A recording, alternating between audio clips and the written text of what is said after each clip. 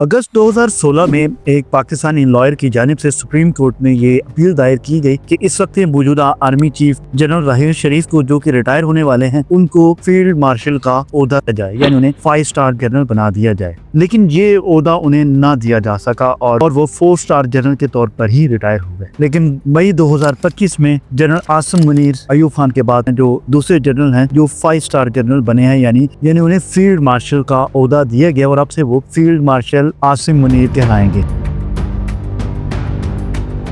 ये फैसला दरअसल हुकूमत पाकिस्तान ने मौजूदा हालिया पाकिस्तान और भारत के हालात की वजह से किया। ये पाकिस्तान के दूसरे बड़े फील्ड मार्शल थे। फील्ड मार्शल की तारीख क्या है और फील्ड मार्शल किसे कहते हैं और क्या इसके साथ कौन सी ऐसी खास मराद जुड़ी होती है? पाकिस्तान के पहले फील्ड मार्शल अयूब खान थे। अयूब खान के बारे में आमतौर पर गलतफहमी ये है कि शायद ये उन्हें ओहदा 1965 की जंग के बाद दिया गया, लेकिन ये बिल्कुल गलत है।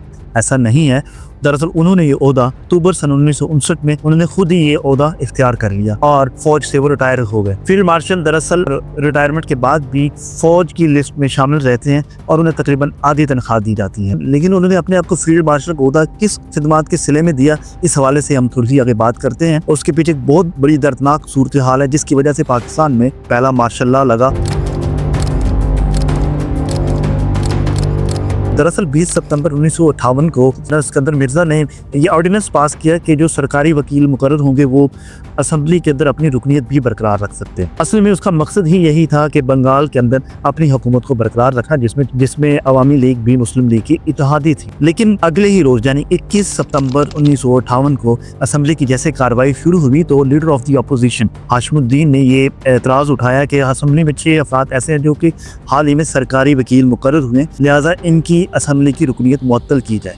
जिसका जवाब उन्होंने पेश किया कि हालिया ऑर्डिनेंस के तहत ये लोग असेंबली रुकनीत रख सकते हैं। नतीजतन हालात इतने बिगड़ गए कि वहाँ हंगामा आराई स्टार्ट हो गई। हंगामा आराई जब शुरू हुई तो कुछ लोगों ने कुर्सियां, माइक और मुख्तलिफ चीजें फेंकनी शुरू कर दी, जिसके नतीजे में असेंबली के अंदर एक हंगामा आराई का माहौल पैदा हो गया और कुछ लोग जख्मी भी हो गए। और उसके नतीजे में स्पीकर असेंबली अब्दुल हकीम को फौरन असेंबली छोड़कर जाना पड़ा। इसके बाद अगले 2 रोज तक असेंबली की कार्रवाई किसी तरीके से न चल सकी। उससे तीसरे रोज यानी 24 सितंबर को असेंबली की कार्रवाई में स्पीकर असेंबली अब्दुल हकीम को नहीं आने दिया गया। कहा जाता है उन्हें रोक लिया गया था या कुछ का कहना है कि वो खुद नहीं आए थे।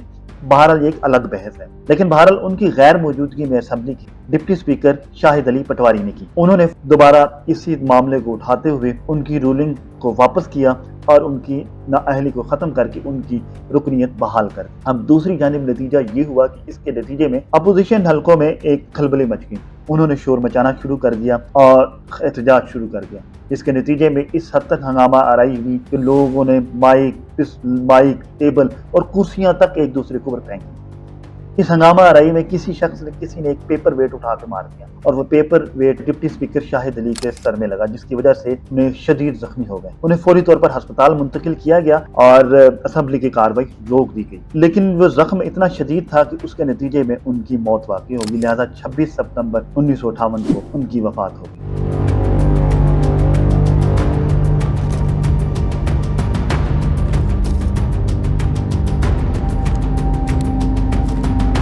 यही वो मौका था जिसके बाद से हुकूमत और अपोजिशन जमातों के दरमियान शदीद हंगामा आराई। यहाँ एक बात बताता चलूँ कि जब पहले दिन की हंगामा आराई में शेख मुजीब भी शामिल थे और उन पर यह भी इल्ज़ाम है कि जब उन्होंने असेंबली के अंदर पर्दे तक फाड़े गए और कौमी परचम की भी तौहीन हुई। कौमी परचम की तौहीन में शेख मुजीबुर रहमान का भी नाम लिया जाता है। बहरहाल इस तमाम वाक़े के बाद बंगाल और मशरक़ी पाकिस्तान के हालात इतने ख़राब होते असेंबली के सामने हंगामा आराई शुरू हो गई थी। यहाँ तक कि उनके पोस्टमार्टम भी नहीं करने दिया गया और उसके हवाले से हुकूमती दावा था कि उन्हें कोई जख्म नहीं आया। उसके ऊपर एक बहस मौजूद है जिसकी आज तक कोई तस्दीक सामने नहीं आ सकी कि असल वाक़या क्या था। बहरहाल ये कि उस तमाम वाक़े के नतीजे में हालात इतने ख़राब हुए कि 7 और 8 अक्टूबर की दरमियानी रात फ़िरोज़ खान नून जो वज़ीर आज़म थे वो कोशिश करते रहे कि इस मामले को किसी तरीके से ठंडा किया जाए, लेकिन बदकिस्मती से ये हंगामे नहीं रुक सकते। इन तमाम हालात को देखते हुए सदर पाकिस्तान सिकंदर मिर्जा ने फौरी तौर पर असेंबलियां तहलील कर दी और मुल्क में मार्शल लॉ का निफाज कर दिया। आइन को मुअत्तल कर दिया गया और अयूब खान को, जो कोई आर्मी चीफ थे, उनको चीफ मार्शल लॉ एडमिनिस्ट्रेटर बना दिया गया। अयूब खान ने इस तमाम मामले को कवर करने की कोशिश की और तमाम सख्त इक़दाम के लिए काफ़ी गिरफ्तारियां भी हुई جس کے بعد کافی حد تک اس معاملے پر قابو پا لیا گیا. لیکن اسی کے تقریباً 20 دن بعد یعنی 27 اکتوبر 1958 کو وہ دن آ گیا جس نے پاکستان کی تاریخ کو بدل دیا. یعنی اسی رات ایوب خان نے اور جنرل واجد برقی اور کچھ اور ساتھیوں کے ہمراہ صدارتی محل پہنچے اور انہوں نے اسکندر مرزا کو ملک بدر کر دیا. اور یوں ایوب خان ملک کے سیاہ و سفید کے مالک بن گئے اور پاکستان میں فوجی حکومت کا دور شروع ہوا. ایوب خان نے اسی دور میں ریٹائرمنٹ لی اور انہوں نے دوبارہ اپنے آپ کو صدر منتخب کروایا اور اکتوبر 1959 میں ان تمام کامیابیوں کا کریڈٹ لیتے ہوئے خود کو فیلڈ مارشل کے عہدے پر ترقی دے دی. اور یوں ایوب خان پاکستان کے پہلے فیلڈ مارشل بن گئے. فیلڈ مارشل کی اگر تاریخ کو دیکھا جائے تو فیلڈ مارشل دراصل قرون وسطیٰ میں مارشل ایسے شخص کو کہتے تھے جو کہ گھوڑوں کی نگرانی کرتا تھا. دا ماسٹر آف ہارسز کہا جاتا تھا. لیکن بعد میں یہ رینک فوج میں بھی استعمال ہوا. پہلی دفعہ یہ رینک برطانیہ میں 1736 میں جارج ٹو نے اپنی فوج کے لیے متعارف کروایا. اور پھر یہ فیلڈ مارشل کا عہدہ 5 اسٹار جنرل کے لیے استعمال ہوتا جو کہ عام طور پر کسی جنرل کو جنگ میں غیر معمولی کارکردگی کی بنا پر دیا جاتا. فیلڈ مارشل کا عہدہ برطانوی فوج میں عام طور پر ریٹائرمنٹ پہ دیا جاتا ہے. اعزازی طور پر کسی جنگ میں یا غیر معمولی کارکردگی کی بنا پر دیا جاتا ہے. اس کے بعد وہ مستقل فوج کی فہرست میں تو شامل رہتے ہیں چاہے وہ اس میں ایکٹیو رہیں یا نہ رہیں, لیکن یہ ایک اعزازی ہوتا ہے اور اس میں ان کو تقریباً آدھی تنخواہ ملتی رہتی ہیں. دنیا کے مختلف ممالک میں بھی یہ عہدہ اسی طرح دیا جاتا ہے. بھارت میں یہ عہدہ 2 لوگوں کو دیا جا چکا ہے. ایک تو یہ عہدہ سیم مانک شاہ کو دیا گیا جنہیں یہ عہدہ 1973 میں دیا گیا یعنی پاکستان توڑنے یا بنگلہ دیش کے قیام کی اعزاز کے طور پر. اور دوسرا فیلڈ مارشل کا عہدہ کی این کریاپا کو دیا گیا. انہیں یہ عہدہ 1986 میں دیا گیا. پاکستان میں فیلڈ مارشل ایوب خان کے بعد اب دوسری بار یہ عہدہ فیلڈ مارشل کا عہدہ 20 مئی سن 2025 کو جنرل عاصم منیر کو دیا گیا ہے. جنرل عاصم منیر کو اپنی غیر معمولی خدمات کے اعتراف کے طور پر یہ حکومتی طور پر دیا گیا ہے.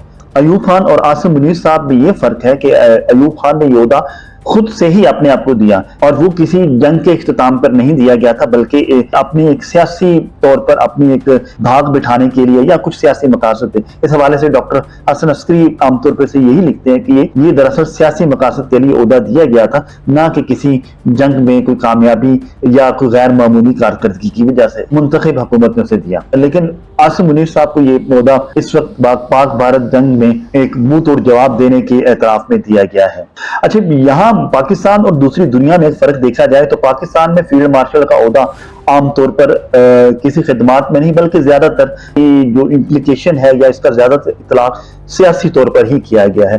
یعنی پہلے فیلڈ مارشل اور یہ سیکنڈ فیلڈ مارشل دونوں ہی متنازعہ ہیں. ایوب خان نے دراصل یہ عہدہ اس لیے اختیار کیا تاکہ اپنے آپ کو ایک مسیحا بنا کر پیش کیا جا سکے, جبکہ عاصم منیر صاحب کو اس وقت ایک نازک صورتحال کی وجہ سے حکومتی طور پر یہ اعزاز دیا گیا ہے.